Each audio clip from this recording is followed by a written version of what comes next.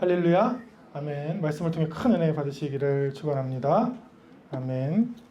요즘은 뭐 저도 사용하지만 자동차를 타면 내비게이션을 켜는데 예전에는 내비게이션이 없었어요. 그때 이제 신방 갈 때 주로 이제 길을 물어봤습니다. 예를 들면 청주에서 상이 있다 그러면 일단 청주까지 가요. 주로 목회자들이. 그거를 잘 못 찾는 목사님들은 꼭 예배 시간에 늦게 오셔요. 2시에 좀 입관 예배를 드리기로 했는데 이제 목사님이 안 오시면 100%예요. 전화해보면. 길을 못 찾는 거예요. 길을. 그러면 주로 이제 가가지고 택시 기사 분들께 잘 아시니까 동네를 저 길이 그 병원이 장례식장이 어디 있나요? 그러면 이제 자세히 가르칠 수는 없죠. 쭉 가셔가지고 쭉. 근데 그러니까 이제 못 찾는 거죠. 근데 지금은 뭐 그런 걱정이 없는 게 보시다시피 내비게이션이면 3D로 아주 잘 나와 있잖아요. 제가 10년도 넘은 해에 결혼을 하고 이제 신혼여행을 그때는 유럽에 살고 있는데 결혼만 하러 잠깐 한국에 나왔어요. 저랑 아내는 이제 독일에서 만났으니까 어르신들을 한 명도 못 뵀잖아요. 그러니까 결혼하러 이제 둘이 비행기 타고 나와서 한국에서 결혼만 하고 결혼이라기보다는 토요일에 제 모교회에서 혼인 예배를 드렸죠. 3시에. 혼인 예배를 드리고 이제 하룻밤 자고 간 거예요. 가서 이제 신혼여행을 하는데 학생이니까 마침 그때 돈이 없었어요. 둘 다 학생이다 보니까 결혼식 하는 것도 빠듯했죠. 그래서 가서 이제 어떻게 여행을 했냐면 베넬룩스라고 부릅니다. 독일의 서편에 있는 3개의 나라가 있는데 벨기에, 네덜란드, 룩셈부르크 해서 베넬룩스를 사람들이 여행을 많이 해요. 근데 저희 집에서 한 1시간이나 2시간 거리에 있어서 가장 저렴한 렌트카 4만 원짜리 차를 하나 빌려가지고 근데 거기서 제일 싼 차 주세요 그랬더니 현대차를 주더라고요. 독일에선 제일 싼 게 이제 우리나라 차인 거야. 우리나라 차를 빌려가지고 이제 여행을 하는데 이제 꿈은 이런 거예요. 한 번도 가보지 않았었는데 그때는 여행할 여력들이 없어서 벨기에 가면 그랑플라스라는 곳이 있어요. 브뤼셀에. 그래서 이곳인데 세계에서 가장 아름다운 광장이라고 불려요. 그래서 여기를 볼 생각에. 그리고 바로 옆에는 브류헤라고 있는데 벨기에. 거기는 베네치아라고 불립니다. 서유럽의 베네치아. 그래서 이런 거를 볼 생각에 가고 있는데 마침 내비게이션이 고장난 거예요. 저희가 벨기에를 처음 갔는데 그것도 차를 용감하게 학생한테 차를 끌고 갔는데 내비게이션이 심각하게 고장났어요. 심각하게. 정말 내비게이션이 한국말로 나온 것이 아닙니다. 그 나라 말로 막 나오고 그래요. 근데 어느 정도로 고장났냐면 걔가 인도하는 데로 갔는데 저는 이렇게 가는데 차가 한 8차선에서 저한테 와요. 역주행을 시켜요. 역주행. 그리고 그랑플라스를 찍으면 다른 데로 도착해요. 처음에 그 꿈꿨던 그 허니문 그 여행이 첫날부터 다 깨졌죠. 왜? 길을 못 찾으니까. 나중에 이게 한 몇 시간 지나서 이게 다 자포자기 할 때쯤 그 내비게이션에 손을 대고 안수할 때쯤 이제 돌아오더라고. 그래서 하루를 다 날리고 이제 그 다음부터 이제 여행을 했던 기억이 나요. 제가 왜 이 말씀을 드리냐면 오늘 마태복음 3장이 우리 인생의 내비게이션 같은 말씀이에요. 그 시작과 끝을 이렇게 안내해 주는데 저는 호기롭게 갔죠. 근데 제가 길을 모르고 있더라고요. 저는 얘만 의존했어요. 이 고장난 내비게이션. 지금도 기억이 나요. 그 내비게이션을 13,000원에 빌려줘서 저한테. 근데 그때 의심을 했어야 돼. 비싼 거를 그때는 이제 그 옵션이었어요. 비싼 거를 빌려야 되는데 학생이라 내비게이션을 고르래요. 그래서 또 얘기한 게 제일 싼 거 주세요. 제일 나쁘고 고장나고 잘 인도를 못하는 것들을 빌린 것 같아요. 그런데 오늘 마태복음 3장은 예수님이 처음으로 사역을 시작하는 말씀이에요. 근데 그 사역의 시작이 우리 그리스도인의 삶과도 같습니다. 그리스도인들은 태어나자마자 그리스도인이 아니에요. 예수님을 영접한 순간이 그리스도인이에요. 어제 제가 강의를 하고 있는데 제 아들이 제 강의를 들어요. 제일 나이가 많은 학생은 33살 정도 되고 제일 어린 학생은 11살이죠. 제 아들. 강의를 하는데 강의 중에 뜬금없이 제 아들이 아빠가 그렇게 애들을 패고 다닐 때 학생 시절 뜬금없이 그냥 그런 주제도 아니었어요. 주제는 무슨 의학이라는 주제였어요. 독일어로. 근데 그 얘기를 한 거예요. 갑자기. 문득 생각이 난 거예요. 아, 내가 사람들을 많이 때렸지. 큰 죄가 있구나. 지금도 고향을 못 가요. 제 살던 고향들을. 그런데 내가 언제 믿었지 했더니 15살 때. 그때가 제가 1살이에요. 15살 때가 1살이고 지금이 30살이에요. 신앙으로.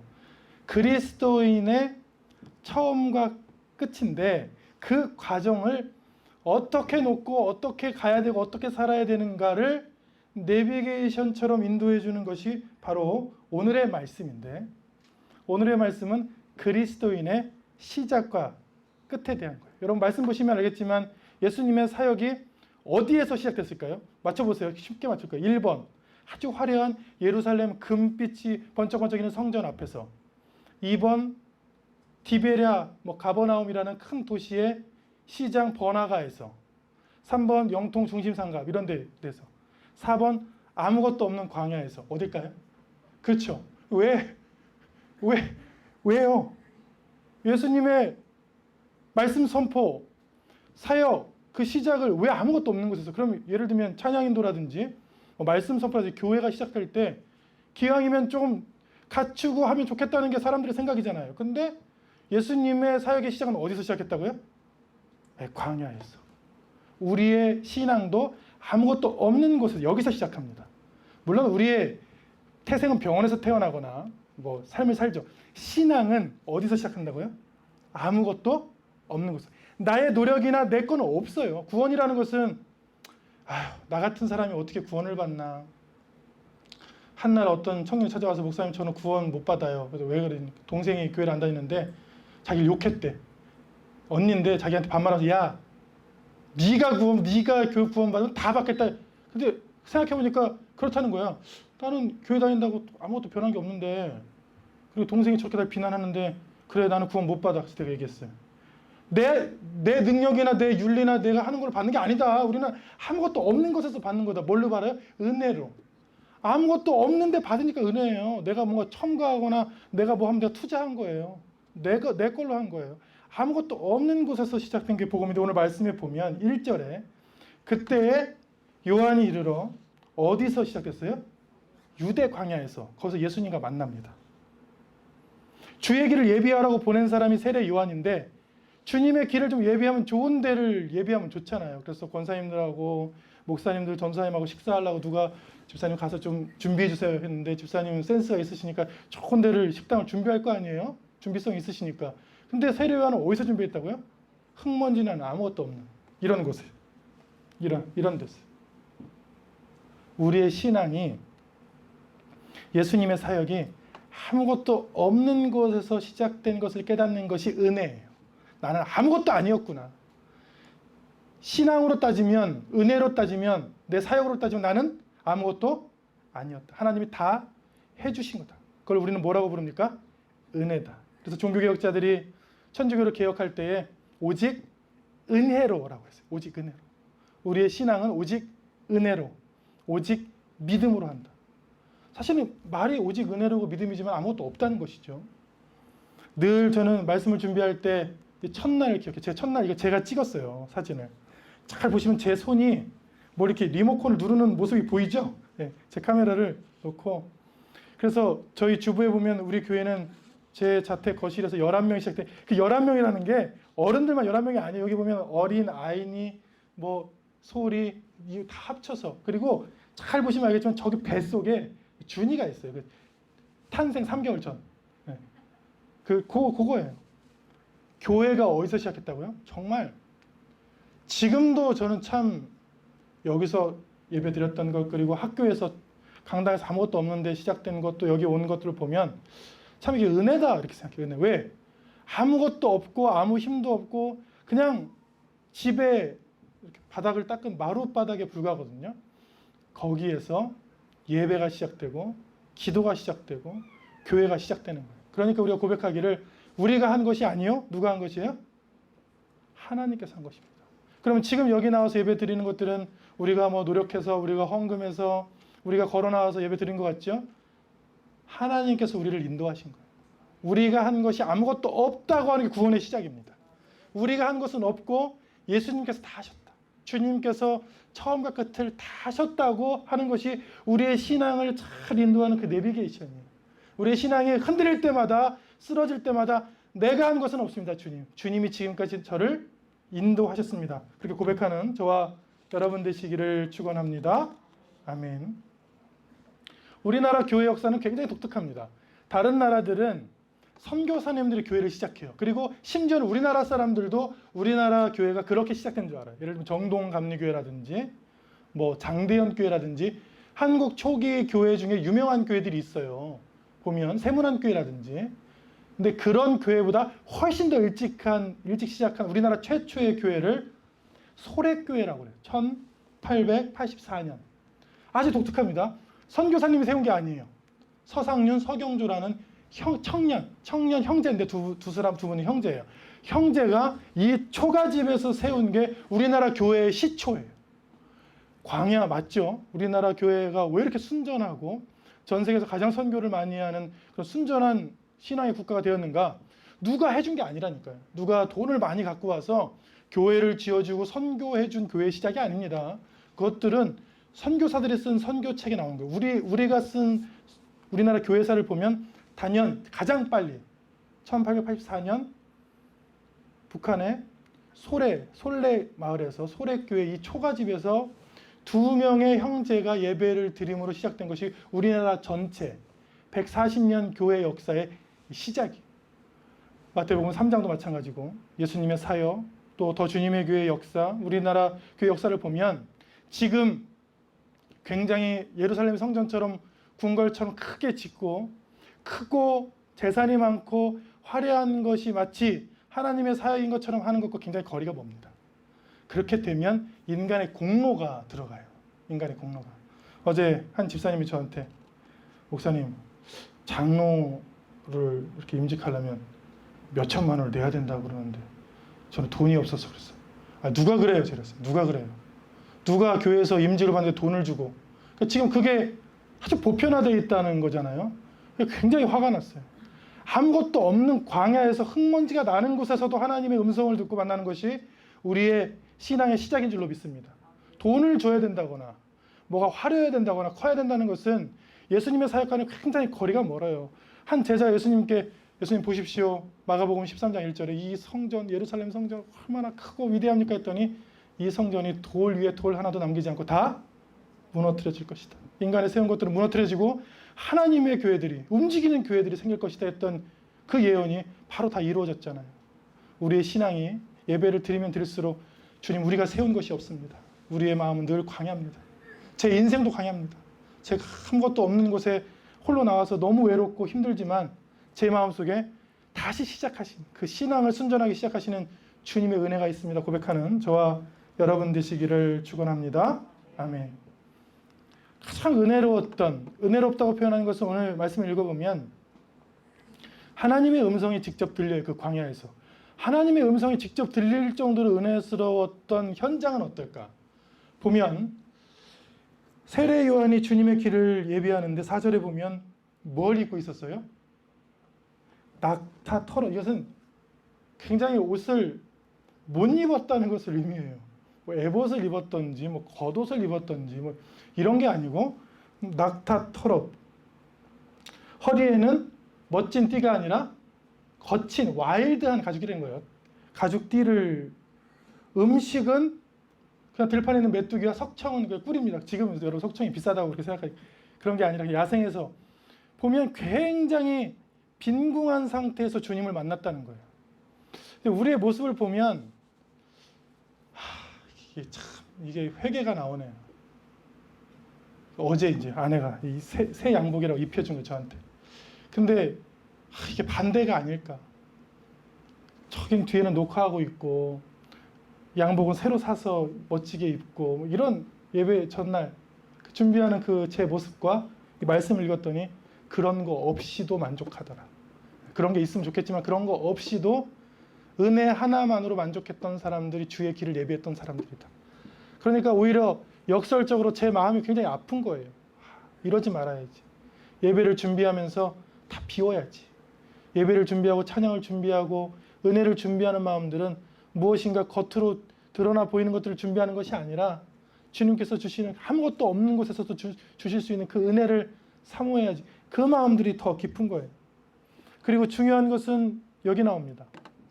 뭐라고 외친 게 중요해요? 회개하라, 천국이 가까이 왔느니라. 세례 요한도 이렇게 외쳤고 예수님도 이렇게 외쳤어요. 그리스도인의 삶은 이게 역사이고 끝이에요. 어떤 역사입니까? 구원하는 역사예요. 많은 사람들이 회개한다는 거는 주여 그것도 회개하는 거지만 회개한다는 건 돌이키다는 뜻이에요. 돌이키다. 지난주는 결단을 얘기했죠. 결단이라도 끊어야 되죠. 지금까지 삶을 끊었어요. 그리고 다시 또 가. 그러면 성경엔 비유가 있습니다. 개가 토한 것을 도로 먹는 것과 같다. 예수님께서 비유하셨어요. 그렇게 개가 다 토해내면 다시 돌이키면 될 텐데 다시 또 가서 그 토한 것을 또 먹는 것과 같은 실수를 저지른다. 결단을 했으면, 결단이라는 것은 결정할 끊을 단이라고 했습니다. 끊어야겠다 하면 다시는 그쪽으로 가지 않는 것이, 그러니까 회개하다는 것은 성경의 뜻을 그대로 하면 돌이키다. 이쪽으로 갔다가 저쪽으로 가다. 쉽게 얘기하면 이쪽으로 가던 사람이 아니지, 내 삶의 방향은 주님 방향이지 하고 이쪽으로 가는 것을 회개하는 거예요. 회개하면 하나님의 나라는 그냥 나라는 아닙니다. 하나님이 통치하시는 거예요. 하나님이 다스리시는 그 삶의 현장을 바라볼 수 있다는 그 메시지가 우리의 신앙의 역사인 줄로 믿습니다. 역사라는 것은 여러 가지로 해석할 수가 있어요. 역사. 삶의 이야기들을 들어보면 많은 사람들이 저희 아버지 때는 괜찮았어요. 저희 할아버지 때는 부자였어요. 근데 저희 아버지가 이렇게 하셔서 지금 이렇게 됐네요. 그럼 역사를 뭘로 봤습니까? 돈의 역사로 본 거예요.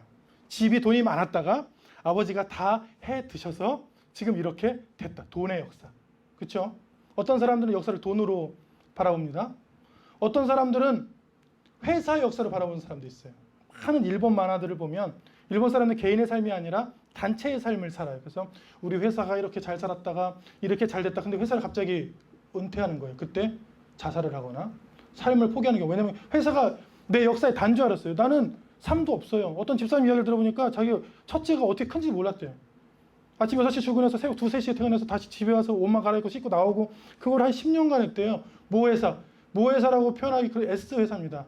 굉장히 훌륭한 회사이기도 하지만 많은 사람들이 열심히 일하는 회사. 근데 그냥 그 10년의 역사는 무슨 역사입니까? 일의 역사. 그냥 아무것도 없이 나는 일이다. 역사는 자기가 바라보는 대로 해석되는 거예요. 역사라는 것은. 우리가 사는 역사는 하나님이 보시기에는 구원의 역사예요. 많은 사람들이 돌이켜서 하나님으로 돌아오고 그 일에 쓰임당하는 거예요. 행복하게. 어떤 사람들 찬양으로, 어떤 사람 기도로, 어떤 사람 섬김으로 그 하나님의 역사에 그 역사를 뭘로 바라볼 때 가장 행복하냐? 구원의 역사로 바라보는 것이 가장 행복합니다. 돈의 역사로 바라보면 굉장히 불행해요. 왜? 돈은 있다가도 없고 없는 사람은 보통 계속 없어요. 없는 사람들은 이 사회에서는 갑자기 이렇게 부자가 되기가 많이 힘들어요. 그러니까 돈의 역사로만 바라보면 굉장히 불행한 거예요. 그거는 그 역사들이 흘러가고 우리가 바라보는 역사는 뭐라고요? 구원하는 역사. 우리 가족을 구원하고 나를 통해서 많은 사람들을 구원하는 역사로 바라보면 그렇게 행복할 수가 없어요. 왜? 12명으로 시작됐던 그 역사가 수천만 명, 수십억. 보여요. 하나님께서 천천히이시지만 정말 많은 사람들을 구원해내는 그 역사가 지금 그려지고 있구나. 그 역사의 한가운데 내가 있구나. 그러니까 그리스도의 삶의 시작과 끝은 뭐냐면 하나님이 구원하시는 구원 역사 속에 내가 있는데 그걸 바라볼 때는 행복하고 다시 현장을 바라보면 너무 힘들고. 그러니까 최대한 뭘 바라봐야 돼요? 하나님의 역사를 바라봐야 됩니다. 하나님의 역사. 하나님께서 이 환경을 통해서 나를 어떻게 사용하시는지를 바라보면 행복이 느껴요. 어떨 때는 없어도 행복하고 어떨 때는 아파도 행복하고 어떨 때는 힘들어도 행복한 거예요. 그게 신앙의 비밀이에요. 삶의 현장은 변하지 않아요. 삶의 현장은 2000년 전이나 지금이나 거의 동일합니다. 거의 5000년 전에 지어진 피라미드에 제가 가봤어요. 근데 막 이렇게 낙서가 되어 있더라고요. 그 낙서가 이 사람들이 한 게 아니라 4000년 전, 5000년 전 사람들이 한 낙서래요. 그 상형 문자로. 그 가이드 분이 설명하기를 두 가지로 설명하더라고. 세상 살기 참 힘들어. 그 5000년 전에도요. 그리고 요즘 애들은 싸가지가 없어. 진짜예요. 그렇게 적혀 있대요. 똑같구나. 5000년 전이나 지금이나 별반 다를 게 없구나. 상황은 변하지 않아요. 역사의 상황은. 우리가 역사를 바라보는 눈이, 믿음이 변하는 것이죠. 역사가 뭐라고요? 하나님이 구원하시는 역사다. 거기에 우리가 행복하게 동참하면 참 우리의 표정이 밝아지기 시작하고 신앙생활이 재밌어지고, 내가 비록 힘들지만 이 상황에서도 나를 사용하시는 주님이 보이는데, 누구를 사용하셨어요? 세례 요한을 사용했잖아요. 가장 가난할 때, 가장 힘든 광야에 있을 때, 옷을 잘 입지 못할 때, 그냥 야생식 다이어트식을 하고 있을 때, 그때 사용했잖아요. 우리도 하나님께서 그 역사의 한가운데 사용할 줄로 믿습니다. 그래서 역사의 주인은 누구세요? 하나님이시죠. 두 번째, 오늘 말씀을 보면 그리스도의 시작과 끝을 세례라고 표현해요. 6절에 보면 많은 사람들이 세례 요한의 그 요한 이름이 앞에 붙어 요한이라는 사람이 많아요. 성경에. 헷갈리니까 사도 요한, 요한복음 쓴 사람은 사도 요한이라고 하고, 영어로 하면 존입니다. 존. 이분은 세례를 줬던 사람이에요. 그래서 세례 요한인데, 그리스도인의 삶의 시작과 끝에 세례가 있어요. 지금은 이제 세례식을 어떻게 하냐면 물을 이렇게 묻혀서 이렇게 성부와 성자와 성령의 이름으로 이렇게 세례를 합니다. 근데 원래는 그 약식으로 하는 거, 원래는 요단강에다가 사람들을 이렇게 담그는 거예요. 그러니까 침례라고 하죠. 한문으로 표현하면. 그래서 그 문제 때문에 침례교 싸우고 나갔어요. 침례교회를 만들었어요. 왜 세례를 제대로 안 하느냐? 침례를 해야 된다. 그래서 침례교회는 지금도 욕조를 이 강대상에다 올려놓고 사람을 뒤로 눕혀서 이제 침례를 하곤 합니다. 지금도. 근데 그거는 이제 그 의식이 그렇게 중요한지는 다음에 살펴보고, 세례가 뭐냐? 아주 간단해요. 세례는 죽는 거예요. 끝과 시작이에요. 끝과 시작. 죽었다가 다시 살아나는 것. 물에 사람을 푹 담근다는 건 뭘 표현해요?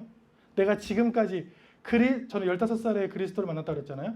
15살까지의 삶은 이제 죽은 거예요. 들어가. 그리고 다시 꺼낼 때 그리스도로 한 살로 사는 걸 세례라고 해요. 그리스도인은 늘 성령과 불로, 이렇게 표현해요. 오늘 성경에 보면 늘 성령과 불로 매일 세례받는 사람, 혹은 매일 새로워지는 사람, 매일 새로 사는 사람을 그리스도인이라 합니다. 어제까지는 괜찮아요. 오늘 아침까지도 상관없어요. 오늘 예배를 드리심으로 내 이전은 죽고 그리스도와 더불어 다시 사는 은혜가 있으시기를 축원합니다. 아멘. 예배는 어떻게 보면 세례라고 할 수 있죠. 예배 전에 어떤 마음으로 왔더라도 참회의 기도를 하고 다시 예배에서 이전의 모습을 참 회개합니다. 주님, 제가 다 죽습니다. 십자가 밑에 다 내려놓습니다. 그리고 다시 부활하신 주님과 함께 사는 것, 그게 우리의 신앙이죠. 근데 그걸 못하는 두 종류의 사람이 있어요. 오늘 성경에 대표적으로 나옵니다. 욕도 참 심한 욕인데, 바리새인과 사두개인들. 뭐라고 욕했습니까? 이거 성경의 공식적인 욕이니까 성경 읽으면 되니까. 그리스도인은 보통 욕을 안 하잖아요. 근데 시원하게 해보면, 독사의 이 자식들아도 저희가 그 번역을, 한글 번역을 양반스럽게 이제 해서 자식들하지, 아시죠? 원래는 시옷 쌍기어 뭐 이런 욕일 거예요. 굉장히 심한 욕이었습니다. 그 당시 욕으로는. 근데 왜 이 사람들이 욕을 받았을까? 근데 이 사람들은 전혀 다른 부류의 사람들이에요. 예수님께서 혹은 세례 요한이 이 사람들을 욕할 때 사두개인들은 욕하면 해요. 사두개인들은 안 믿는 사람. 일단 사두개인은 현실주의자라고 불려서 부활도 없다, 하나님의 나라도 없다, 그냥 현세 로마에 빌붙어서 그냥 잘 먹고 돈이나 잘 벌고 잘 살자, 이런 주의니까 신앙인의 입장에서 보면 무슨 그런 삶의 태도가 다 있어? 이렇게 욕하는데, 바리새인들은 좀 욕하기가 좀 그래요. 바리새인들은 일주일에 2번 금식하고 11조를 잘 내며 매일 3번의 기도 시간을 잘 지키며 그래요. 옷을 단정히 입고 정결하게 하고 손을 씻고 몸을 씻고 막 그래요. 이 사람들은 말씀 줄줄줄 외우고. 이런 사람들을 왜 욕했을까? 아주 간단합니다. 하나님의 방법대로 하지 아니하고 자기의 방법대로 한 거예요. 한때 한 청년이 인사를 안 하는 게 있어요. 심각하게 내가 물어봤어. 뭐 특별한 이유가 있냐? 왜 인사를 왜 안 하냐? 특별한 이유가 있냐? 그렇게 물어봤어요. 그랬더니 했다는 거예요. 자기는 했대. 인사를 했대요. 그래서 인사를 못 받았는데, 뭐 사람들한테 인사를 안 하더만 못 받았는데, 인사를 어떻게 했냐? 그랬더니 이렇게 했대. 자기는. 그때 제가 느꼈어. 자기는 했다고 생각하는구나. 자기는. 근데 자기 빼고 9,999명이 한 명도 했다고 생각하지 않아. 바리새인들의 신앙은 그런 신앙이에요. 난 했어. 난 할 만큼 했어. 난 널 사랑해. 하나도 안 느껴. 옆에 있는 사람이 하나도 안 느껴요. 자기 왜 나한테 사랑한다고 안 해? 했어. 언제? 마음속으로. 무슨 초코파이 정도 아니고 말하지 않아도 어떻게 알아요, 우리가. 표현해야 알지. 바리새인들의 신앙이 뭐라고요? 하나님이 원하시는 대로 하지 않고 자기의 의대로, 자기를 높게 보이려고 하는 신앙들. 지금 교회들을 이야기하는 것입니다. 40일을 하면 좋은 줄 알고, 많이 하면 좋은 줄 알고. 여러분, 막 아무 얘기나 그냥 사랑해 40분 연속으로 많이 하면 날 사랑하는 것 같아요? 집착하는 것 같아요? 네, 싫잖아요. 그런 것도 싫잖아요. 어떻게 하는 게 좋아요? 모르죠. 그냥 센스 있게. 내 기분에 잘 맞춰서. 하여튼 나한테 잘 맞춰서 나한테 고백해주고 해주는 게 참 좋잖아요. 그게. 성경대로 하는 것을 좋아합니다. 하나님은. 말씀에 적혀 있어요. 하나님의 마음대로, 하나님의 방법대로. 자기의 뜻대로 하는 것을 사두개. 신앙은 없어. 그냥 현실주의자. 돈이나 잘 벌고 큰 아파트 살고 서울로 갈 거야. 언젠가는. 그렇게 살면 돼. 내 역사는 돈의 역사니까. 사두개인들. 하나님의 입장에서 그것은 독사의 자식들이야. 그건 독사는 사탄이거든요. 그건 사탄이 주는 마음일 뿐이다. 하나님의 자녀의 삶이 아니다. 이렇게 비판한 거죠. 우리에게도 하신 말씀이 있어요. 회개를 하면 회개에 합당한 뭘 맺어요? 열매를 맺고 10절에 좋은 열매를 맺어라. 신앙은, 그리스도인은 열매예요. 열매. 그러니까 오늘 은혜를 받았으면 잊지 말아야 돼요. 은혜에 대한 열매를 맺어야 돼요. 이게 한 5분, 10분, 20분 혹은 1시간 간격으로 변하는 것을 제가 청소년들을 보니까 봐요. 그러니까 청소년들, 목사님 제가 여기서부터 여기까지 다 할 거예요. 1시간 후에 잊어버렸어. 그래서 이거 해야겠더니 너무 배불러요. 너무 피곤해요. 너무 힘들어요. 1시간 전에 너의 그 회개는 어디가 있니? 회개는 있지만 열매는 없어요. 그래서 이 말씀을 가르쳐주고 싶어요. 회개는 1+1이다. 회개를 하면 뭐가 있어야 돼요? 조금이라도 열매를 맺어야 그 신앙의 삶이에요. 신앙의 삶. 내가 회개를 하면, 결단과 결심을 하면 작은 거라도 열매를 맺어봐야 회개하면 열매가 있구나. 돌이키면 이런 열매가 있고 그 열매를 따서 먹었더니 참 보람되고 은혜되고 좋았구나. 그거를 느껴가는 게 신앙이에요. 여러분은 지난주는 숙제가 결단이었다면 이번 주는 말씀의 숙제가 열매입니다. 여러분들이 오늘 말씀을 듣고 하나님, 제가 작은 거라도 제가 오늘 결단하고 회개한 열매를 직장에서, 삶의 자리에서, 터전에서 맺게 해주세요. 하나라도 맺어주세요. 그렇게 기도하는 저와 여러분 되시기를 축원합니다. 아멘. 그리스도인의 시작과 끝을 이야기해 주는 오늘 말씀들을 보면 성령과 불이라는 게 나와요. 성령과 불은 세례 요한과 예수님의 세례를 구분짓는 기준, 가늠대예요. 세례 요한이 말씀하길 그는 예수님은 성령과 불로 너희에게 세례를 베푸시고 12절에 요게 세례 요한이 할 수 없는 거예요. 손에 키를 들고 자기의 타작마당을 정하게 하사 알곡은 모아 곳간에 들이고 쭉정이는 꺼지지 않는 불에 태우시. 길지만 쉽게 얘기하면 심판하시겠다. 예수님은 심판을 하세요. 심판. 나중에 거둘 때에 버릴 쭉정이와 알곡을. 세례 요한은 이런 권한이 없어요. 그냥 선포, 회개하라 한 거고, 내 뒤에 오시는 이는 성령과 불로 세례를 주는 것은 구약과 신약의 차이입니다. 구약은 율법만 있었어요. 근데 신약은 뭐가 있어요? 그 율법의 말씀 위에 살아있는 성령께서 우리의 마음을 자꾸 감동하세요. 그리고 그걸 불로 태우시는 거예요. 그걸 없애세요. 우리가 하는 게 아니에요. 성령께서 자꾸 우리 속에서 하시는 거예요. 그래서 성경에 보면 두드린다고 표현해요. 우리 마음을 자꾸 성령께서 두드리고 그 문을 두드린다고 표현하는 거예요. 우리 마음에 성령께서 매일매일 새롭게 하시는 역사가 있을 줄로 믿습니다. 또 이 말씀은 조금 불편한데 성경에 다 기록되어 있어요. 13절에 예수님께서 갈릴리에서 요단강, 그 유대강 옆에 요단강에 오셔서 요한에게 세례를 받으려 하는데 요한도 불편해. 요한이 말려 이르되 내가 당신에게 세례를 받아야 할 터인데.